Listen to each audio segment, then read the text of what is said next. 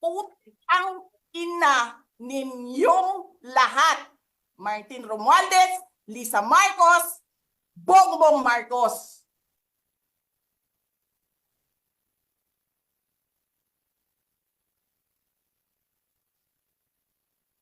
Ginigit-git nyo yung mga tao ko dyan sa envelope na yan. Lisa Marcos, naalala mo? Nagpadala ka sa akin ng video? Sinabihan mo ako saan kukunin ang pera. Pinakita mo ang muka ng tao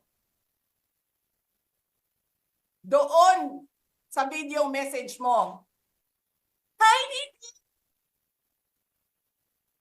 this is she's been working with us for the longest time. We trust her.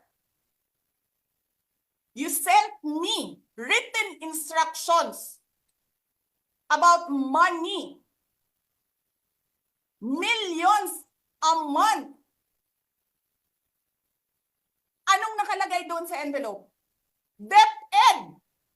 Anong ginawa ko? Binigay ko sa DepEd.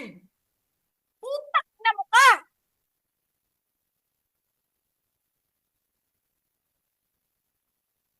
Wala ka ngang posisyon sa gobyerno, namimigay ka ng pera ng gobyerno eh.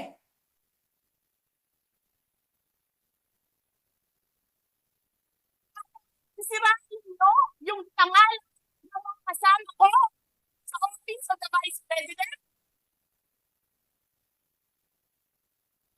Sasabihin nyo sa mga tao, nakaw yan, confidential funds yan. Niwala nga kayong isang proof na confidential funds yan. Naniwala lang kayo sa isang babae na ang pangalan ay Gloria Mercado na nagsabi confidential funds yan, na hindi nyo nga nilabas na wala pang confidential funds, meron ng white envelope.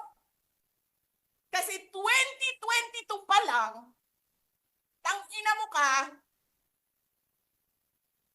may utos na ng pera sa DepEd.